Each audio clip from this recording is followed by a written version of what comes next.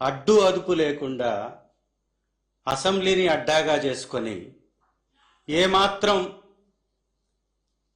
తన దగ్గర ఆధారం లేకుండా, ఏమాత్రం సిగ్గుపడకుండా, ఏమాత్రం ఆ దేవదేవుడి మీద భక్తి లేకుండా, భయం లేకుండా ప్రజాస్వామ్య దేవాలయం అని చెప్పేటటువంటి అసెంబ్లీ సాక్షిగా అడ్డగోలుగా మాట్లాడినటువంటి అసత్యాల గురించి ఒకసారి ఈరోజు చర్చించుకోవాలని మేము ముందుకొచ్చాం. ఈ అసత్యాల మూల విరాట్, ఇతనికి తోడుగా ఇంకొక ఇద్దరు అసత్యాల కిరీటదారులు. ఒకరేమో ఊసర వెళ్ళి కూడా ఈ పవన్ కళ్యాణ్ గారి పర్ఫార్మెన్స్ని చూసి ఉరేసుకుంటది. అయ్యా, నేను కూడా ఇన్ని వేషాలను మార్చలేకపోతున్నాను, ఇంత త్వరగా ఈ పెద్ద మనిషి ఎలా మారుస్తాడు అని ఊసర వెళ్ళి కూడా సిగ్గుపడేలాగా రోజుకొక మాట, పూటకొక వేషం, ఈ రకంగా మాట్లాడుతూ అసెంబ్లీ సాక్షిగా వారు నేను అసలు జగన్మోహన్ రెడ్డి గారిని ఏమనలేదు, తిరుమల తిరుపతి దేవస్థానం గురించి, ఆ కల్తీ గురించి వారి పేరు ప్రస్తావించలేదని ఆ పవన్ కళ్యాణ్ గారు మాట్లాడతారు. ఇంకొక మూల విరాట్, డబ్బే ధనార్జనే లక్ష్యంగా పులకేశ్ గారిని మైమరిపిస్తున్నటువంటి లోకేష్ గారు. మనం విన్నా, ఎప్పుడో చరిత్రలో చూసాం, పులకేశ్ అనేటటువంటి ఒక రాజు ఉండేవాడు. విచిత్రాలు, వింతలు, చాతగాని వ్యవహారాలు, విడ్డూరమైనటువంటి ప్రకటనలు ఇవన్నీ చేస్తూ ఆ పేరుగాంచినటువంటి పులకేశ్ గారు, వారిని తలదన్నే విధంగా ఈ లోకేష్ గారు ఈ వేషాలు, ఈ అబద్ధాలు, ఈ అసత్యాలు, అసెంబ్లీలో మాట్లాడుతున్నటువంటి ఈ కార్యక్రమాలు, కౌన్సిల్లో చర్చ పెట్టండి అంటే కౌన్సిల్లో పెట్టకుండా సొంత డబ్బా కొట్టుకోవడానికి అసెంబ్లీలో 4 గంటలు చర్చించారు. ఏం చర్చించారు వీళ్ళు? కొండన దళికి తవ్వి పట్టల. కొంచెమన్నా జ్ఞానంతో మాట్లాడాలి కదా. ఒక పెద్ద మనిషి, 40 సంవత్సరాల పైన రాజకీయ అనుభవం కలిగినటువంటి మనిషి శ్రీ జగన్మోహన్ రెడ్డి గారు, వైఎస్ఆర్ కాంగ్రెస్ పార్టీ మాజీ ముఖ్యమంత్రి వర్యులు, అధ్యక్షులు వర్యులు, వారు కొన్ని మీ మీద ఆధారాలతో కూడినటువంటి ఆరోపణలు చేశారు. చంద్రబాబు అనేటటువంటి వ్యక్తి అడ్డదారుల్లో డబ్బు సంపాదించటం కోసం ఈ రాష్ట్రంలో ఉన్నటువంటి అన్ని డైరీలతోటి లోపాయికారి ఒప్పందాలు చేసుకొని ఆ డైరీలకి లాభం చేకూరే విధంగా 300 రూపాయల నెయ్యిని 658 రూపాయలకి అమ్ముకోవటానికి అడ్డదారుల్లో నిబంధనలను సడలించి 800 కిలోమీటర్ల లోపల ఉన్నటువంటి కంపెనీలకే ఇవ్వాలనేటటువంటి నిబంధన ఉన్నా కూడా 850 కిలోమీటర్ల పైనున్నటువంటి ఇందాపూర్ అనేటటువంటి తన భాగస్వామి అయినటువంటి లేదా తన సొంత మ్యానుఫ్యాక్చరింగ్ యూనిట్ అయినటువంటి ఇందాపూర్కి కట్టబెట్టాడు. గతంలో 321 రూపాయలకు ఉన్నటువంటి నెయ్యిని ఈరోజు 658 రూపాయలకి విక్రయిస్తున్నాడు. లీటర్ మీద 400 రూపాయలు దోచుకుంటున్నాడు, దగా చేస్తున్నాడు. ఈ దగా కోసం వేసినటువంటి ఒక తప్పుడు ప్రచారమే, తప్పుడు విత్తనమే ఈ కల్తీ అనేటటువంటి వ్యవహారము అని వారు ఆరోపణలు చేశారు. చెప్పారా సమాధానం మీరు? హెరిటేజ్కి, ఇందాపూర్కి ఉన్నటువంటి అక్రమ లావాదేవీల గురించి చెప్పారా? అక్రమమేంది, సక్రమమే కదా. వెబ్సైట్లో మ్యానుఫ్యాక్చరింగ్ యూనిట్ అంటే ఏంటి? మీ తయారీ సంస్థ కదా. మీ తయారీ సంస్థ అయినటువంటి ఇందాపూర్ డైరీకి 658 రూపాయలకి నెయ్యి ఎందుకు ఇచ్చారు? ఇప్పుడు గతంలో 321 రూపాయలకి అది నెయ్యి సప్లై చేసింది కదా. మరి అప్పుడేమన్నా జంతువుల కొవ్వు, పంది కొవ్వు, చేప నూనె అప్పుడు సప్లై చేస్తే ఇప్పుడేమన్నా నెయ్యి సప్లై చేస్తుందా? ఇదే కంపెనీ పక్క రాష్ట్రమైనటువంటి హైదరాబాద్లో సింగిల్ లీటర్ 560 రూపాయలకు అమ్ముతుంటే ఇక్కడ 658 రూపాయలకి లక్షల లీటర్లు ఎందుకు ఇచ్చారు? అసలు వెనక్కి వెళ్ళిపోయినటువంటి 4 ట్యాంకర్లు మీ సమయంలో కదా వెనక్కి వెళ్ళింది. మీరు తీసినటువంటి శాంపిల్స్ మీరు ముఖ్యమంత్రి అయిన తర్వాత కదా. మీరు శాంపిల్ తీసి క్యాన్సిల్ అయినటువంటి, రిజెక్ట్ అయినటువంటి ట్యాంకర్లని వైష్ణవి అనేటటువంటి డైరీ దగ్గర తీసుకెళ్లి దాచిపెట్టి 2 నెలల తర్వాత పొద్దు పొద్దున ఉదయం 4 గంటలకి ఎవ్వరు లేవక ముందు దొడ్డిదారిన రిజెక్ట్ అయినటువంటి ట్యాంకర్లు తీసుకొచ్చి మీరు వాడిపించారు కదా, ఈ పాపం, ఈ నేరం, ఈ ఘోరం మీది కదా, దీనిలో వైఎస్ఆర్ కాంగ్రెస్ పార్టీ పాత్ర ఏంటి అని అడిగింది. ఇదే కదా మేము అడిగాం. ఎన్నికల కోడ్ వచ్చింది మార్చి 16వ తారీఖున, టెండరు ఫైనల్ అయింది మే 15వ తారీఖున, ఫలితాలు వచ్చింది జూన్ 4వ తారీఖున. వారికి మీరు కట్టబెట్టింది, వారికి వ్యాపారాన్ని ఇచ్చింది మీరు 12వ తారీఖు మీరు ముఖ్యమంత్రి అయిన రోజే. మీ యొక్క ఈ రాష్ట్రంలో వ్యవహారాలు, వాళ్ళ యొక్క టీటీడీలోని వ్యవహారాలు ఒకే రోజు జూలై 12వ తారీఖునే మొదలయ్యాయి. ఈ కాన్స్పిరసీ మొత్తం కాసుల కక్కుర్తి కోసం మీరు అల్లినటువంటి ఒక దొంగ కథా నాటకం అని చెప్పారు కదా, దీని మీద ఎందుకు చర్చించలా? దీని మీద ఏమైనా సమాధానం చెప్పావా? వైష్ణవి డైరీ ఎవరిది అసలు? ఈ వైష్ణవి డైరీలో భాగస్వాములు ఎవరు?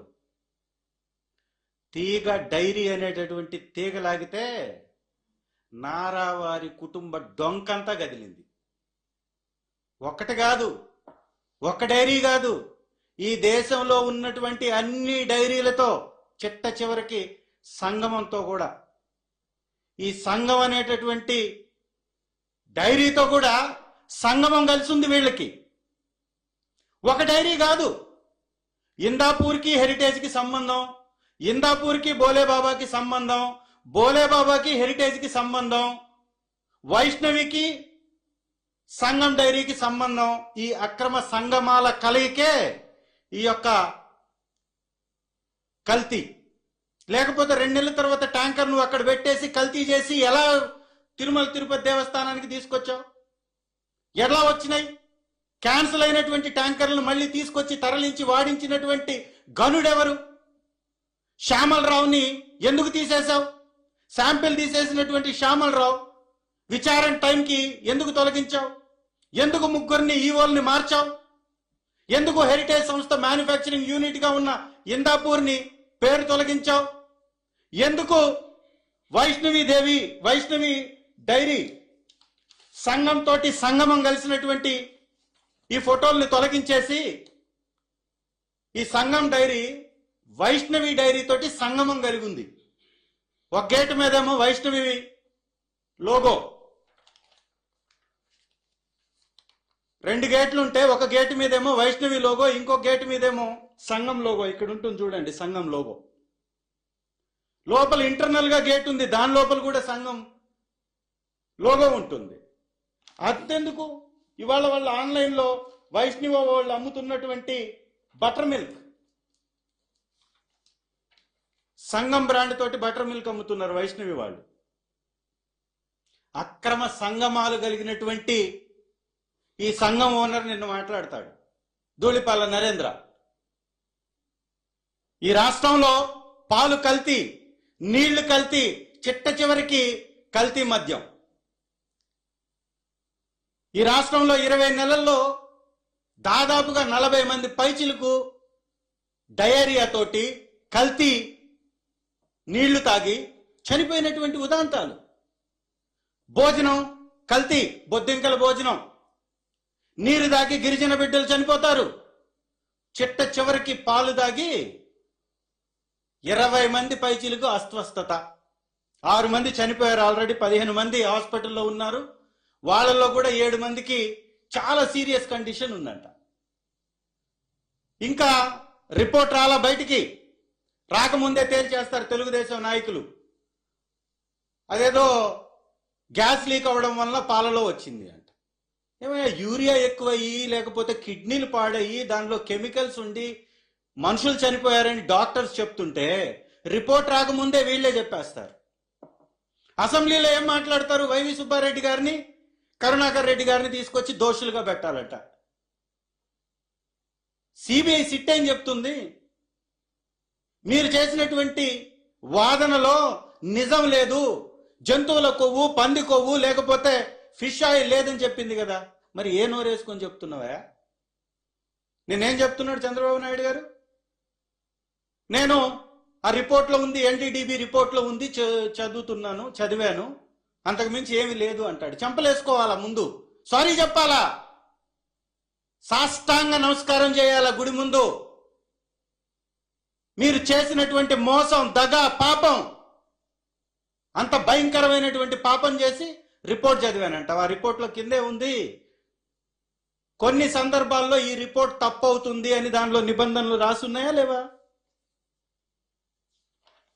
తాటికాయంత అక్షరాలతో రాసున్నాయి. ఇదే వారు చదివినటువంటి 23 జూలై 2024 ఎన్డీడీబీ రిపోర్ట్. అది ఈ రిపోర్ట్లో కింద వరుసలో ఉంటుంది. అనేక సందర్భాలలో లేదా కొన్ని సందర్భాలలో మేము ఇచ్చేటటువంటి రిపోర్ట్లో తప్పులు ఉండే అవకాశాలు కూడా ఉన్నాయి అని చెప్తుంది. మరి ఈ అక్షరాలు కనపడలేదా నీకు? రాజకీయంగా జగన్మోహన్ రెడ్డి గారిని ఎదుర్కోలేవు కాబట్టి, బీజేపీ తోటి పొత్తులో ఉన్నావు కాబట్టి మతం అనేటటువంటి మచ్చని మాకు వేసి రాజకీయం చేయాలనుకున్నాడు. మతాన్ని మనకు పులిపి వైఎస్ఆర్ కాంగ్రెస్ పార్టీని డ్యామేజ్ చేయాలనుకున్నాడు. అందుకే ఇంత పెద్ద అక్షరాలు కనపడుతున్నా దీన్ని చదవలేదంట, పైన మాత్రమే చదివాడంట. ఉండొచ్చు అనేదాన్ని చదివాడంట, కానీ ఇది తప్పవచ్చు అనేదాన్ని మాత్రం చదవలేదంట. రిపోర్ట్ రెండు ఒకే దానిలో కదా ఉంది. ఇది ఒక భయంకరమైనటువంటి అబద్ధం. రెండవ అబద్ధం, ఈ హెరిటేజ్ అనేటటువంటి వ్యవస్థ ఎప్పుడు కూడా గుడులకి లేదా గవర్నమెంట్లకి సప్లై చేయదు అని. ఇది వాళ్ళు హెరిటేజ్ ఇచ్చినటువంటి రిపోర్ట్. 2014-19 మధ్యకాలంలో బటర్ మిల్క్ 40 కోట్ల బటర్ మిల్క్ సప్లై చేసింది అని ఆరోపణలు మాకు వచ్చాయి. మేము 21 కోటికి సంబంధించినటువంటి టెండర్లో పార్టిసిపేట్ చేశాం, కేవలం కొంత మాత్రమే మేము సప్లై చేశామని చెప్పినటువంటి రికార్డు ఇది. ఏ ముఖం పెట్టుకొని ఇప్పుడు అచ్చయ్య మాట్లాడతాడు? నారావారి ప్రభుత్వంలో హోంమంత్రిగా ఉన్నటువంటి అనితమ్మ గారు ఏ ముఖం పెట్టుకొని మాట్లాడతారు? ఇప్పుడు ప్రభుత్వాలకి సప్లై చేయరు కదా, మరి ఇదేంటి? హెరిటేజ్ చెప్తుంది కదా. రెండవ అంశం, హెరిటేజ్ ఎప్పుడు గుడులకి బల్క్లో సప్లై చేయదు అన్నారు. ఇదిగోండి, 2002లో హెరిటేజ్ ఈ తిరుమల తిరుపతి దేవస్థానంలో బిడ్ వేసింది. 117 రూపాయలకి సప్లై చేస్తాను, 113 రూపాయలకి ట్యాంకుల ద్వారా, 117 రూపాయలకి టిన్నుల ద్వారా సప్లై చేస్తానని 2002, 2003, 2004కి టెండర్లో పార్టిసిపేట్ చేసినటువంటి రికార్డు ఇది. ఎంత అసత్యం అంటే, ఈ హెరిటేజ్ అనేటటువంటి వ్యవస్థ తిరుమల తిరుపతి దేవస్థాన బిడ్డుల్లో కూడా పార్టిసిపేట్ చేసింది. ఊసర వెళ్ళి మార్చినట్టు రంగు మార్చింది. ఒకరోజు ఇందాపూర్, ఇంకొక రోజు సంఘం, ఇంకొక రోజు బోలేబాబా, ఇంకొక రోజు అలీబాబా. అందరి బాబాల బాబా వచ్చి చంద్రబాబానే. ఎంతమంది బాబాలున్నా వీరందరి బాబా, వెనకున్న బాబా, నడిపిస్తున్న బాబా చంద్రబాబా. అందుకే చూసారా, బోలేబాబాతో లింకులు ఉన్నాయని మా భాగస్వామి కంపెనీ అని ఇండియా మార్ట్ అనేటటువంటి వెబ్సైట్లో బోలేబాబా చెప్తుంది, హెరిటేజ్ తోటి మాకు సంబంధాలు ఉన్నాయని. బోలేబాబా తోటి హెరిటేజ్కి సంబంధాలు ఉన్నాయి, ఇందాపూర్ తోటి హెరిటేజ్కి సంబంధాలు ఉన్నాయి, వైష్ణవి తోటి బోలేబాబాకి సంబంధాలు ఉన్నాయి, వైష్ణవి తోటి సంగం డైరీకి సంబంధాలు ఉన్నాయి. అంటే ఈ లింకు మొత్తం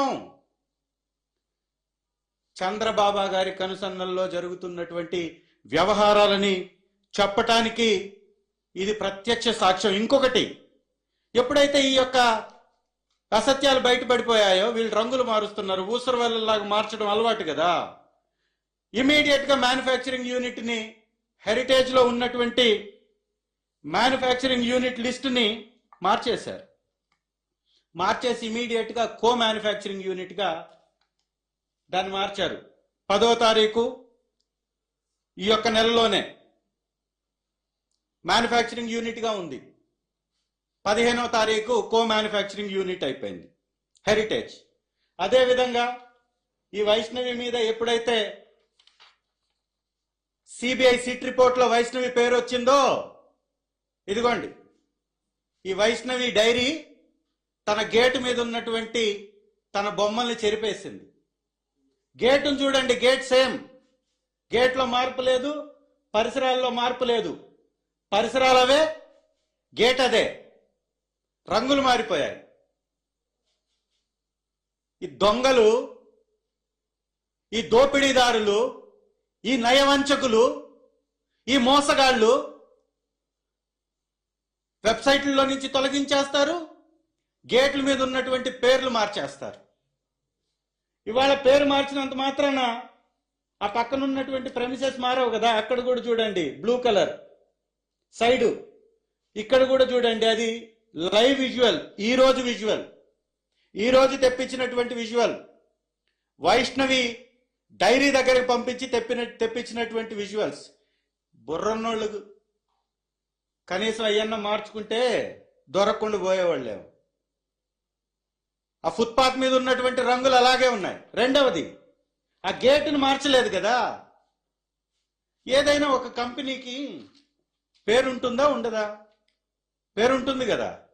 మరి ఆ గేట్ మీద ఏ పేరు లేకుండా ఎందుకు? హడావుడిగా రంగేసేయాలి.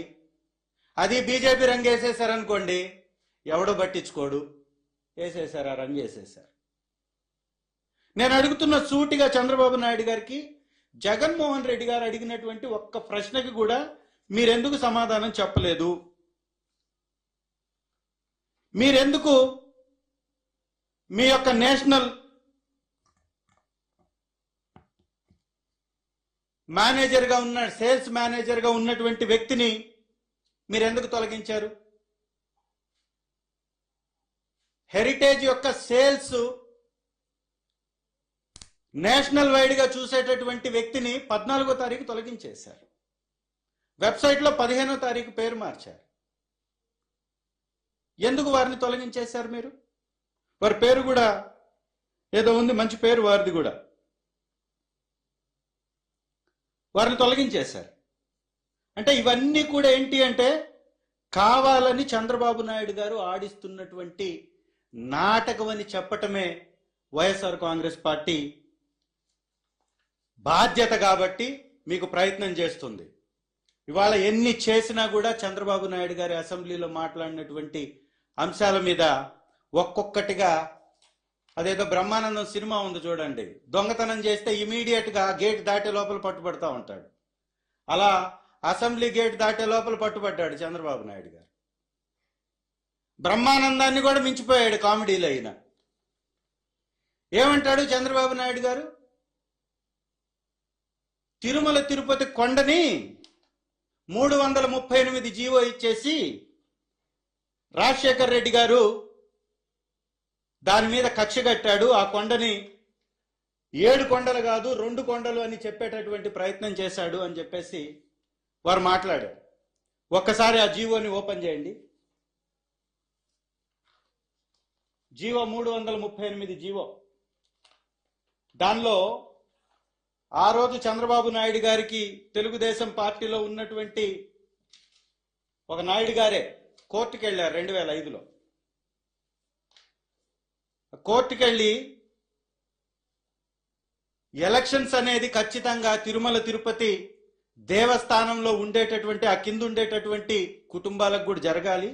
ఎలక్షన్ జరగకపోవడం అనేది ఇది రాజ్యాంగ విరుద్ధమైనటువంటి కార్యక్రమం. ఖచ్చితంగా మీరు ఎలక్షన్స్ జరిపించాలని ఒక నాయుడు గారితో అక్కడ కేసు వేయించాడు చంద్రబాబు నాయుడు గారు. అప్పుడు రాజశేఖర్ రెడ్డి గారు 2005లో వారు ముఖ్యమంత్రిగా ఉన్నారు.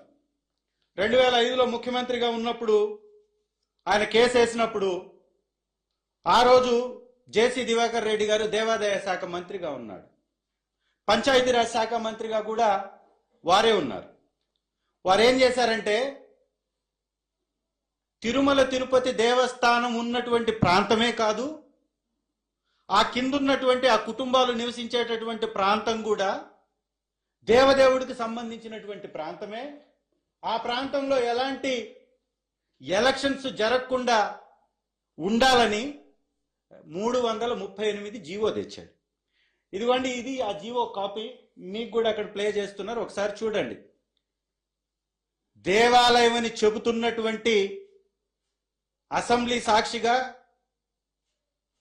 ఈ బ్రహ్మానందం గారిని ఇమిటేట్ చేస్తున్నటువంటి చంద్రబాబు గారు, పట్టుబడ్డటువంటి చంద్రబాబు గారు ఈ 338లో 2 కొండలు అన్నారు, 7 కొండలు కాదు అని. ఇది జీవో. ఈ జీవోలో చాలా స్పష్టంగా ఈ హైలైట్ చేసినటువంటి అంశం, sending proposal for including the more area, sending proposal for including the more area as Tirumala township. Tirumala township గా ఇంకొంత ఏరియా భాగాన్ని దీనిలో పొందుపరుస్తూ ప్రపోజల్ పంపించినట్టుగా దీనిలో ఉంది. ఐఏఎస్ ఆఫీసర్ ఆ రోజు పంపించారు.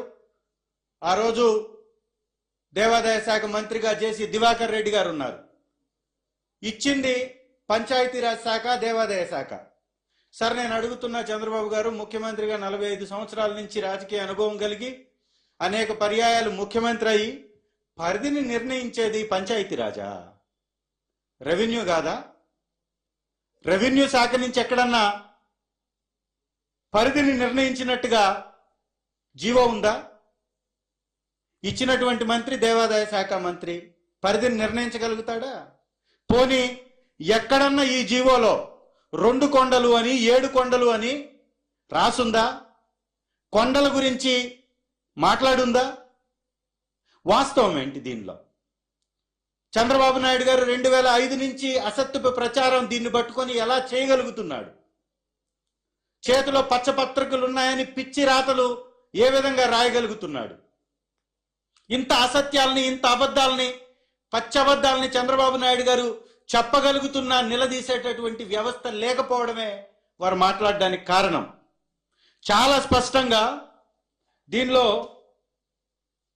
ఒక్కసారి వెనక్కి వెళ్ళి కానీ చూస్తే 1870లో బ్రిటిష్ గవర్నమెంట్ టీటీడీకి దాదాపుగా 10.33 స్క్వేర్ మైల్స్ అంటే 27.5 స్క్వేర్ కిలోమీటర్ల విస్తీర్ణాన్ని టీటీడీకి బ్రిటిష్ గవర్నమెంట్ అప్పచెప్పింది. ఈ బ్రిటిష్ గవర్నమెంట్ అప్పచెప్పినటువంటి 10.3 స్క్వేర్ మైల్స్ లో కొంత భాగం మాత్రమే గుడి ఉండేది. ఆ గుడిలో పనిచేసేటటువంటి వాళ్ళు, వ్యాపారం చేసేటటువంటి వాళ్ళు ఆ కిందకి వచ్చిన దగ్గర కొంతమంది నివసిస్తూ ఉండేవాళ్ళు.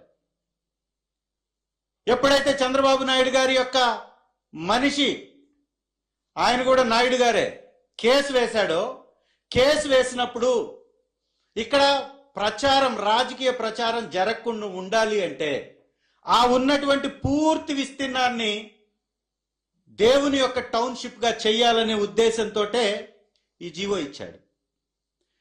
బ్రిటిష్ వాళ్ళు ఇచ్చినటువంటి 10.33 స్క్వేర్ మైల్స్ ని 1924లో గవర్నమెంట్లోకి వచ్చింది.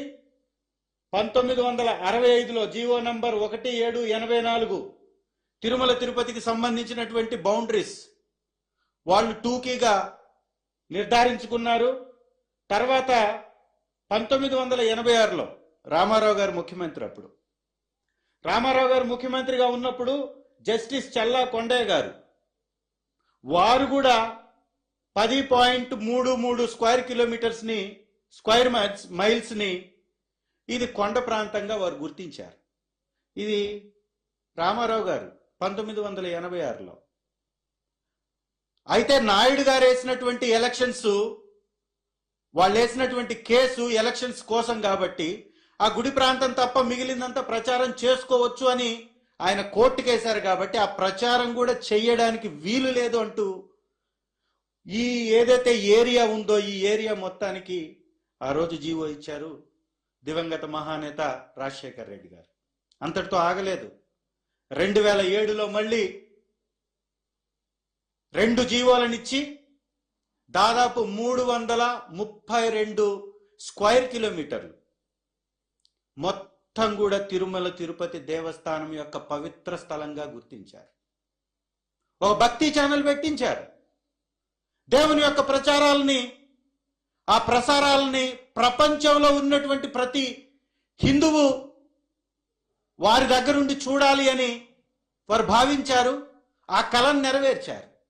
చంద్రబాబు నాయుడు గారు నిన్న అసెంబ్లీలో అంటాడు, అసలు నేను ఎప్పుడు ఆ జీవోల్ని క్యాన్సిల్ చేస్తానని చెప్పలేదు అంటాడు. ఒకసారి మళ్ళీ ఆ యొక్క బయటని కూడా చూద్దాం. మా అధినాయకుడు శ్రీ జగన్మోహన్ రెడ్డి గారు ఆల్రెడీ ఆ బైట్ ప్లే చేశారు. అయినా ఇవాళ ఎందుకు ప్లే చేస్తున్నామంటే ఆ బైట్ ప్లే చేసినా కూడా నేను చెప్పలేదు అని చంద్రబాబు నాయుడు గారు నిన్న అన్నారు కాబట్టి ఒక్కసారి చూడండి. నేను అన్నప్పుడు ఇప్పుడు కూడా 746 జీవోలు 2 వచ్చాయి. నేను అన్నప్పుడు ఇప్పుడు కూడా 746 కానీ 47 జీవోలు అవసరం రాలేదు. ఈ ప్రభుత్వం వచ్చిన తర్వాత ఈ 2 జీవోలు కూడా వచ్చాయి. తెలుగుదేశం పార్టీ దీనికి వ్యతిరేకంగా ఉంటాం. రేపు అధికారంతో వస్తాయి ఈ 2 జీవోలు కూడా తీసేస్తామని చెప్పి కూడా నేను మీ అందరికీ ఆలోచిస్తున్నాను. ఇప్పుడు ఆ పార్టీ మాట్లాడుతున్నారు, వాళ్ళు రివైజ్ చేసి దివ్యక్షేత్రం చేస్తే నేను అపోజ్ చేశానంట. కలలో కూడా చేయలేని అధ్యక్ష, ఇమాజిన్ చేయలేను. కల్లో చేయాల, నిజంగానే చేశాడు. కల్లో చేసావని మేము అన్నావా? అది నిజంగా చేస్తున్నావా నువ్వు? కళ అనుకొని ఊహాజనితమైనటువంటి మాటలు మాట్లాడుతున్నావు. నువ్వు చేసేటటువంటి దొంగ పనులు ఎవడో పట్టుకోవడానుకుంటున్నావు. అందుకే ఇంత బాహాటంగా మాట్లాడుతున్నావు. ఇది ఆ రోజు కలెక్టర్గా ఉన్నటువంటి A P V Narayana Sharma IAS officer, 2005లో ఐఏఎస్ ఆఫీసర్గా ఉన్నటువంటి వీరు నారాయణ శర్మ గారు ఈ 338 జీవో మీద విపరీతమైనటువంటి కాంట్రవర్సీని అపోజిషన్ లో ఉన్నటువంటి చంద్రబాబు నాయుడు గారు మాట్లాడుతున్నారు, అలిగేషన్ చేస్తున్నారు, విస్తీర్ణం గురించి మాట్లాడుతున్నారు, 2 కొండలు అంటున్నాడు, ఇలా తప్పుడు ప్రచారం చేస్తున్నాడు. ఇది చాలా చాలా పాపం. ఎక్కడ మేము విస్తీర్ణం గురించి కానీ దాని పరిధి గురించి కానీ ఎక్కడ మేము మాట్లాడలేదు. గతం నుంచి బ్రిటిష్ పరిపాలనలో ఉన్నటువంటి ప్రాంతాన్ని మాత్రమే మేము దానిలో మెన్షన్ చేసాం తప్ప కొత్తగా ఎలాంటి మార్పులు చేర్పులు కొండల గురించి కానీ మేము ప్రస్తావించలేదని ఆయన క్లారిటీ తోటి ఆయన రిలీజ్ చేసినటువంటి ప్రెస్ నోట్ ఇది. ఇంకెంతకంటే సాక్ష్యం కావాలా? ఒక బట్ట కాల్చడం, పైన వేయడం, దాన్ని కడుక్కోమని అపోజిషన్ ని డిఫెన్స్ లో నెట్టే ప్రయత్నం చేయడం, దొంగ సాంప్రదాయం, తెరచాటు నాటకాలు. ఇంకొకటి కూడా మళ్ళీ నిన్న అసెంబ్లీలో మాట్లాడతారు, ఇది తిరుమల పవిత్రతను తగ్గించాలనేటటువంటి ప్రయత్నం రాజశేఖర రెడ్డి గారి సమయం నుంచే ఉంది. ఈ కొండలతో పాటు తిరుమలకు పోయే టిక్కెట్ల మీద కూడా, బస్ టిక్కెట్ల మీద కూడా అన్యమత ప్రచారాలు జరిగాయి అని. ఎంత దుర్మార్గం అంటే సార్, ఇది ఆ రోజు చంద్రబాబు నాయుడు గారు ముఖ్యమంత్రిగా ఉన్నప్పుడు ఆర్టీసీ తరఫున రిలీజ్ చేసినటువంటి ప్రెస్ నోట్ అనుకోవచ్చు, ఆర్డర్ కాపీ అనుకోవచ్చు. ఇది 5/3/2019. అప్పటికి మా గవర్నమెంట్ ఇంకా అధికారంలోకి రాలా. జగన్మోహన్ రెడ్డి గారి మీద వీరు మాట్లాడింది. జగన్మోహన్ రెడ్డి గారి మీద ఈ అన్యమత ప్రచారం గురించి మాట్లాడారు. కొన్ని టికెట్స్ కూడా నిన్న అసెంబ్లీలో చూపిస్తూ మాట్లాడారు. ఇది సార్ 5వ తారీఖు 3వ నెల 2019. మేము అధికారంలోకి రాలా, చంద్రబాబు నాయుడు గారి గవర్నమెంట్ ఉంది. ఆర్టీసీలో నెల్లూరు జోన్కి సంబంధించినటువంటి ఆ ఆర్టీసీ అప్పుడు ఎండీగా ఉన్నటువంటి వ్యక్తి, ఈడీగా ఎగ్జిక్యూటివ్ డైరెక్టర్గా ఉన్నటువంటి వ్యక్తి ఆ రోజు ఇచ్చినటువంటి ప్రకటన, నెల్లూరుకి సంబంధించి అడ్వర్టైజ్మెంట్ చేసుకోవచ్చు టికెట్ల మీద అని వారిచ్చారు. యాక్చువల్గా ఆ టికెట్స్ నెల్లూరు తిరుపతి పక్కపక్కనే ఉంటాయి. నెల్లూరు తిరుపతి పక్కపక్కనే ఉంటాయి. నెల్లూరు బండ్లు తిరుపతికి పోవండి. నెల్లూరు జోన్లో ముద్రించినటువంటి ఆ రోలు తిరుమలలో కొట్రా. ఇచ్చింది ఎవరు? కాపీ. జీవో ఇచ్చింది ఎవరు? పర్మిషన్ ఇచ్చింది ఎవరు? ఆ టికెట్లు కొట్టించింది ఎవరు? దాన్ని ప్రచారం చేసింది ఎవరు? అంతా ఈ శుద్ధపోసలే. పాపం చేసేది వాళ్ళు, మోసం చేసేది వాళ్ళు, నిందన నెట్టేది మాపై. ఇది వారి యొక్క 2వ కార్యక్రమం. 3 టెంపుల్స్ కి సంబంధించినటువంటి అనేక మాటలు మాట్లాడారు. దాంతోపాటు తిరుమల పవిత్రతని తగ్గిస్తున్నట్టుగా శ్రీవాణి ట్రస్ట్కి సంబంధించినటువంటి వ్యవహారం మీద కూడా వారు మాట్లాడారు. దానికి సంబంధించినటువంటి విషయం కూడా ఒకసారి చూద్దాం. ఇది శ్రీవాణికి ట్రస్ట్కి సంబంధించి ఆలయాల అభివృద్ధి, ఆ రోజు వచ్చినటువంటి డబ్బులతో ఎన్ని ఆలయాలని అభివృద్ధి చేశారనేటటువంటి డీటెయిల్స్ నేను తీసుకున్నాను సార్. 5263 టెంపుల్స్ శాంక్షన్ చేసి ఆ టెంపుల్స్ కట్టడానికి 664 కోట్లు. మీ బతుక్కి ఎప్పుడన్నా కానీ 200 కోట్లు పెట్టి టెంపుల్ కట్టించినటువంటి చరిత్ర ఉందా చంద్రబాబు నాయుడు గారు లేదా తెలుగుదేశం పార్టీకి? 664 కోట్లు శాంక్షన్ చేశారు. 939 టెంపుల్స్ ని కంప్లీట్ చేశారు. 1857 టెంపుల్స్ ని మొదలుపెట్టి వివిధ స్థాయిల్లో ఉండింది. మిగిలిన 2214 టెంపుల్స్ ని మొదలు పెట్టాల్సి ఉండింది. సార్ 664 టెంపుల్స్ ని నిజంగా హిందూ మతాన్ని రక్షించడం అంటే, గౌరవించడం అంటే ఇది కాదా? హిందూ మతాన్ని అభివృద్ధి చేయటం అంటే, హిందూ మతాన్ని ప్రతి ఇంటికి తీసుకెళ్లడం, ప్రతి గ్రామంకి తీసుకెళ్లడం, ప్రతి పంచాయతీలో ఉంచటం, ప్రతి నగరానికి తీసుకెళ్లడం ఇది కదా? హిందువుల్ని గౌరవించటం అంటే 1000 కాళ్ల మండపాన్ని కూలగొట్టటమా? హిందువుల్ని గౌరవించటం అంటే, హిందుత్వాన్ని పెంపొందించడం అంటే చర్చిలకు పోయినప్పుడు జీవోల్ని రద్దు చేస్తామని చెప్పటమా? 7 కొండలు కాదు అని ఆ జీవోని రద్దు చేస్తామని చెప్పటమా? ఎంత భయంకరమైనటువంటి అబద్ధాలు, ఎంత నీచమైనటువంటి రాజకీయాలు!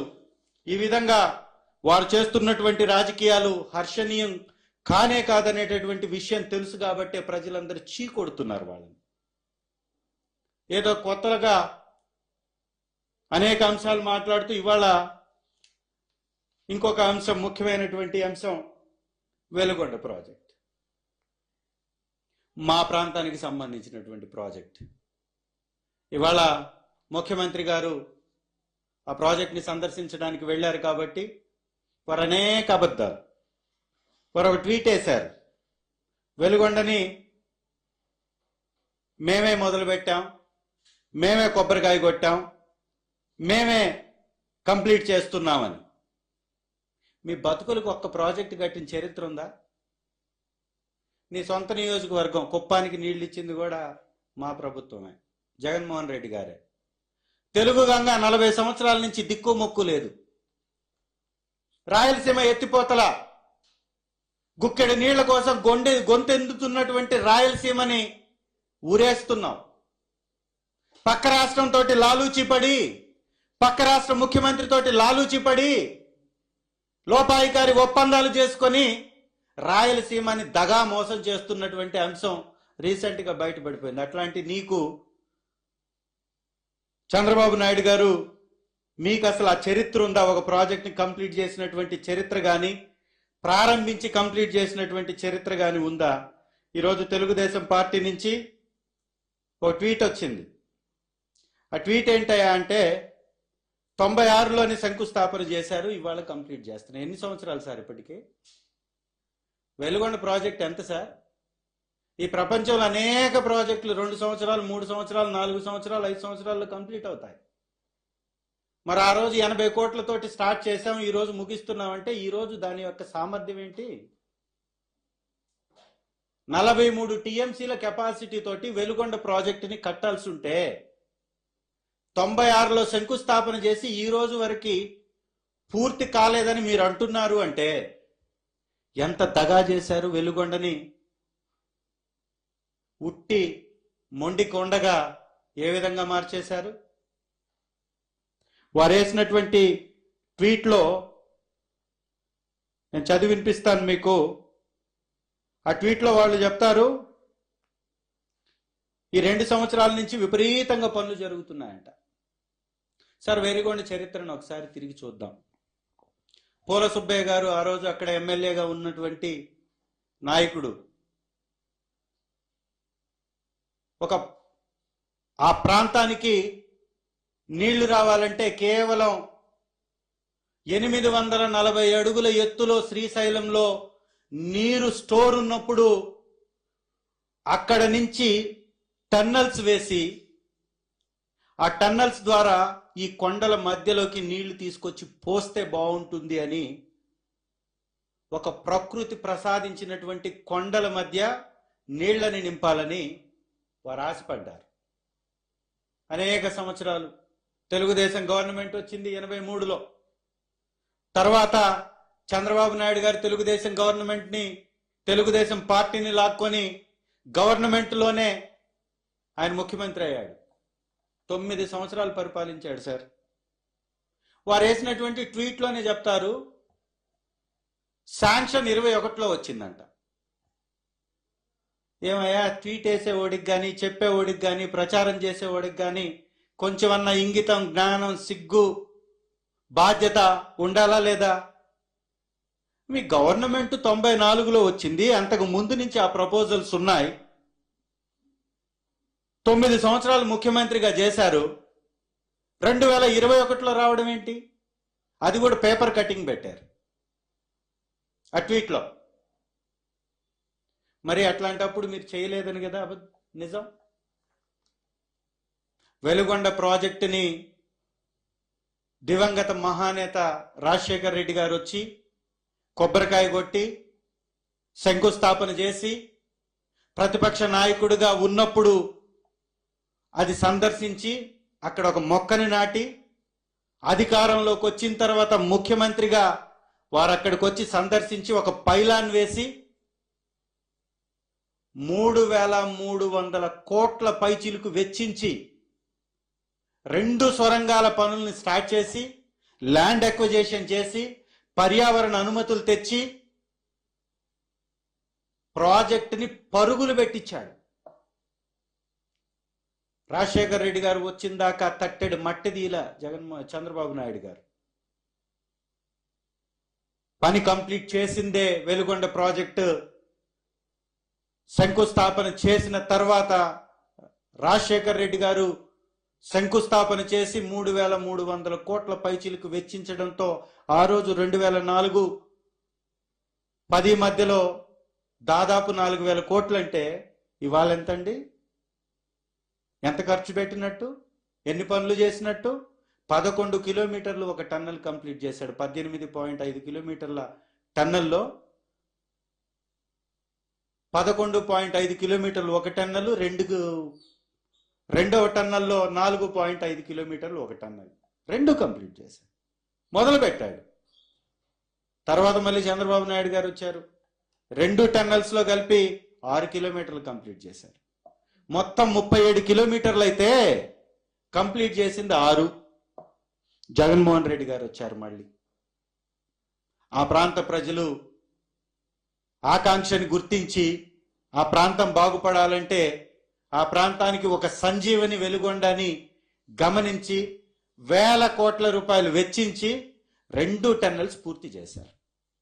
మీరు కానీ నెట్లో కొట్టి చూస్తే జగన్మోహన్ రెడ్డి గారు టన్నల్స్ లోపలికి వెళ్ళినటువంటి విజువల్స్ మీకు కనపడతాయి.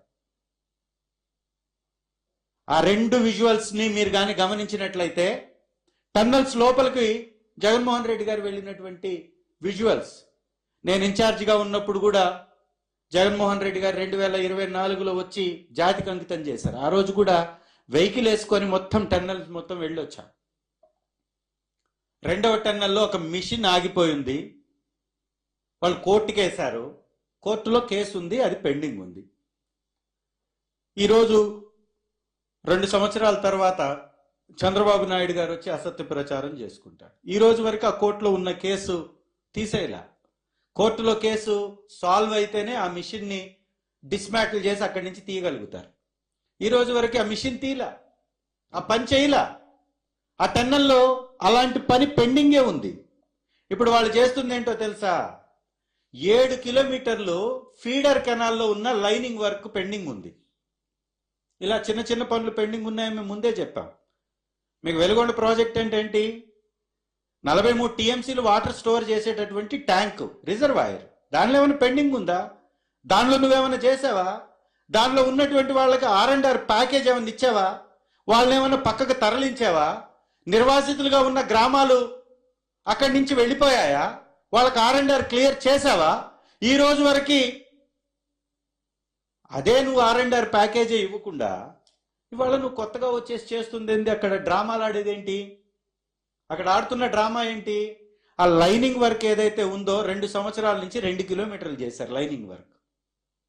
పోలవరంలో కూడా లైనింగ్ వర్క్ చేశారు. పోలవరంలో కొట్టకపోయినాయి లైనింగ్. ఈ మధ్యకాలంలో చూసాం మనం, లైనింగ్ వర్క్ కొట్టకపోయింది. లైనింగ్ ఎంత వర్త్ అండి? మీరు అసెంబ్లీలో ఏం చెప్పారు? మేము దాదాపు 1100-1200 కోట్లు వెచ్చిస్తే వెలుగొండ కంప్లీట్ అవుతుందంటే కాదు 4000 కోట్లు పెట్టాలి అన్నా. మరి నువ్వు ఎన్ని కోట్లు పెట్టావు ఇప్పటికీ? హెడ్ రెగ్యులేటర్ వర్క్ కంప్లీట్ అయిందా? ఫీడర్ కెనాల్ కంప్లీట్ అయిందా? అది వెలుగొండ ప్రాజెక్టుకి అనుసంధానంగా ఉండేటటువంటివి కదా. టన్నల్స్ లో వర్క్లు ఏమైనా చేశారా మీరు? ఇప్పటి వరకు ఏమైనా టన్నల్ వర్క్ చేశారా? టన్నల్లో ఉన్నటువంటి మిషన్ ని మీరేమైనా డిమాలిష్ చేసి డిస్మాంటిల్ చేసి దాన్ని బయటికి తీశారా? ఇప్పటికీ చేయలే. వెలుగొండ ప్రాజెక్టుకి తీగలేరు అనేటటువంటి కెనాల్ ద్వారా వాటర్ వెళ్ళాలి. పుల్లల చెరువు అనేటటువంటి మండలానికి కానీ ఎర్రగొండపాలెనికి కానీ వాటర్ రావాలంటే తీగలేరు చేయాలి. ఇప్పటి వరకు ల్యాండ్ అక్విజిషన్ అవలా. ఇప్పటి వరకు ల్యాండ్ అక్విజిషన్ అవలా. వెలుగొండలో వీళ్ళు చేస్తుంది ఏమీ లేదు. సున్నా, గుండు సున్నా.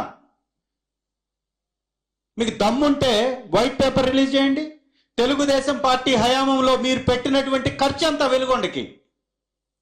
ఈ రోజు వరకు మీరు పెట్టినటువంటి ఖర్చు ఎంత? మీరు కేటాయించినటువంటి కేటాయింపులు ఎంత?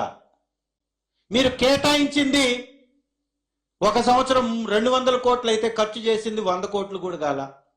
ఇంకొక సంవత్సరం 300 కోట్లు వెచ్చిస్తే 100 కోట్లు కూడా ఖర్చు చేయాల. మళ్ళీ ఇప్పుడేదో 400 కోట్లకి టెండర్లు అంటున్నారు. మరి ఇంకెట్లా కంప్లీట్ అవుతుంది? మీరే చెప్పారుగా, మీ నోటితో చెప్పారుగా, అసెంబ్లీలో చెప్పారుగా 4000 కోట్లు పనులున్నాయన్నావు కదా. మరి 4000 కోట్లు పనుంటే నువ్వు వెచ్చించకుండా 4000 కోట్లు పని ఎట్లా పూర్తి చేస్తావు? అంటే అసత్యం, అబద్ధం. జగన్మోహన్ రెడ్డి గారు కంప్లీట్ చేసినటువంటి దాన్ని ఈయన ఆయన ఖాతాలో వేసుకునేటటువంటి ప్రయత్నం చేయడం తప్ప ఇంకొకటి కానే కాదు. సినిమా మేం తీస్తే పోస్టర్ ఆయన వేసుకుంటున్నాడు. ఎవడికో పుట్టినటువంటి బిడ్డకి వాళ్ళ పేరు వేసుకుంటారు. చెప్తున్నాడు కదా, మ్యానుఫ్యాక్చరింగ్ యూనిట్ ఏమో ఇందాపూరు, పేరేమో హెరిటేజ్. మీరు షాపులోకి పోతే హెరిటేజ్ కనపడుతుంది, వెనక చూస్తే చిన్న అక్షరంతో ఇందాపూర్ అని ఉంటుంది. మళ్ళా మ్యానుఫ్యాక్చరింగ్ మాదే అని చెప్పేసి వెబ్సైట్లో ఉంటుంది. అసెంబ్లీలో మాత్రం అది మాది కాదు, మాకు సంబంధం లేదు అని చంద్రబాబు నోట్లో ఉంటుంది. పేపర్ మీద ఉండేది ఒకటి, నోట్లో ఉండేది ఒకటి. వితండవాదం, విడ్డూరమైనటువంటి వ్యవహారం, అసత్య ప్రచారం. ఇదే చంద్రబాబు నాయుడు యొక్క సిద్ధాంతం. ఎంత సంపాదించినా సరిపోవట్లా. ఈ దేశంలో అత్యంత ధనికుడైనటువంటి ముఖ్యమంత్రి అని కోడై కూస్తున్నా గానీ ఇంకా సిగ్గుపడట్లా. కుటుంబానికి వ్యాపారం అని హెరిటేజ్ని అడ్డం పెట్టి దేశంలో ఉన్నటువంటి డైరీలను మొత్తాన్ని దాంతో ముడిపెట్టేశాడు. ఏ తీగ లాగినా మళ్ళీ హెరిటేజ్ డొంకే కదులుతుంది. ఏ కంపెనీని చూసినా హెరిటేజ్తో లింకులు. A2గా సిబిఐ సిట్లో ఉన్నటువంటి రాజు రవిచంద్రన్ అనే అతను రాజు రాజశేఖర్ అనేటటువంటి వ్యక్తి ఈ హెరిటేజ్ వ్యవస్థ దాని నిర్మాణాలలో కూడా తన పాత్ర కీలకమని తెలుస్తుంది. Vaishnavi dairy owners, Bolebaba owners ఒకళ్లే. బోలేబాబానే వైష్ణవిని కొన్నది. వైష్ణవి వాళ్ళకి హెరిటేజ్లో భాగస్వామి ఉంది అని చెప్తున్నారు. హెరిటేజ్కి ఇందాపూర్తో భాగస్వామ్యం ఉంది. బోలేబాబా అనేది ఇంకొక విచిత్రం కూడా చూడండి. ఫైనల్గా నిన్నేసినటువంటి అబద్ధంలోనే వారు ఇక్కడ ఏం చెప్తారంటే 2022లో బోలేబాబాని జూన్లో బోలేబాబాని అనర్హత వేటు వేసి మేము తప్పించామని ఇక్కడ రాస్తున్నాడు. 2018లో నువ్వు తెచ్చావు బోలేబాబాని, 2022లో బోలేబాబాని మేము అనర్హత వేటు వేసి పక్కన పెట్టామని మీరే చెప్తారు. అంటే ఎవరికి దీని మీద ప్రేమ ఉంది? చూడండి ఒకసారి, 2022లో బోలేబాబా మీద అనర్హత వేటు వేసింది వైఎస్ఆర్ గవర్నమెంట్ అని చెప్తుంది. సో ఇవన్నీ ప్రజలందరూ గమనించాలి. ఈ బూటకపు నాటకాల నాయుడు గారిని నమ్మవద్దని మరొకసారి ప్రజలందరికీ తెలియజేస్తూ, దేవదేవుడి యొక్క ప్రతిష్టని డ్యామేజ్ చేసినటువంటి నారా చంద్రబాబు నాయుడు గారు ఆ గుడి మెట్ల దగ్గర సాష్టాంగ నమస్కారం చేసి క్షమాపణ కోరాలి. రాష్ట్ర ప్రజలకు కూడా ఆ ప్రజాస్వామ్య దేవాలయమైనటువంటి అసెంబ్లీ సాక్షిగా తప్పైపోయిందని క్షమాపణ చెప్పాలి. వైఎస్ఆర్ కాంగ్రెస్ పార్టీ అధ్యక్షులు వర్యులు శ్రీ జగన్మోహన్ రెడ్డి గారు ఈ రోజు కూడా కడపలో ఒక మందిరాన్ని ప్రారంభించారు. నిష్ఠతోటి, సాంప్రదాయ దుస్తులతోటి శివాలయ ఓపెనింగ్ వారెళ్ళి ఓపెనింగ్ చేశారు, ప్రారంభించారు. ఎప్పుడన్నా నీ చరిత్రలో అలాంటి వేషధారణతో వెళ్ళావా? చెప్పులు వేసుకొని పోతాడు మనోడు. ఈ మధ్య కూర్చోలేక నిలబడలేక వంగి మరీ చెప్పులు తీసుకుంటున్నాడు, షూస్ తీసుకుంటున్నాడు. ఇంతకు ముందు అయితే ఎప్పుడు షూస్ తీసేటటువంటి సమస్య లేదు, పంచికట్టిన సమస్య లేదు. ఇది వాస్తవం, ప్రజలందరూ గమనించాలి. Thank you. జగన్ చేసే వ్యాఖ్యలకు సమాధానం చెప్పకపోతే అది నీ ఇష్టం. జగన్ గారు అడిగింది సిబిఐ సిట్ రిపోర్ట్లో ఉన్నటువంటి అంశాలే. నువ్వు సిట్కి చెప్పాలిగా. నువ్వు దొంగతనం చేసి దొరికిపోయిన తర్వాత అబ్బాయి నాకు సంబంధం లేదంటే కుదరదు కదా. దొంగను ప్రశ్నిస్తారు, దోపిడీదారుణ్ణి నిలాస్తారు, వ్యవస్థలు వాటి పని అవి చేస్తాయి. మిమ్మల్ని అడుగుతుంది ఏంటి? ఏఆర్ డైరీకి సంబంధించినటువంటి అంశాన్ని 4 ట్యాంకర్లు క్యాన్సిల్ అయినాయి, వెనక్కి వెళ్ళినాయి. ఆ వెనక్కి వెళ్ళినాయి అడ్డదారుల్లో మళ్ళీ మీ దగ్గరకు వచ్చినాయి. అప్పుడు ముఖ్యమంత్రి మీ నాన్న, ఈవో మీరు నియమించినటువంటి వ్యక్తి, అక్కడ ఉన్నది మీకు సంబంధించినటువంటి బాడీ టీటీడీ బోర్డు. మరి ఇవన్నీ కలిసి తప్పు చేస్తే వైఎస్ఆర్ కాంగ్రెస్ పార్టీకి ఏమి సంబంధం అని అడిగారు. సమాధానం నువ్వు చెప్పకపోతే ప్రజలే నిర్ణయిస్తారు నీకేం సమాధానం చెప్పాలో. షేర్ చేయండి, లైక్ చేయండి, సబ్స్క్రైబ్ చేయండి. మరిన్ని వీడియోల కోసం బెల్ సింబల్ పై క్లిక్ చేయండి.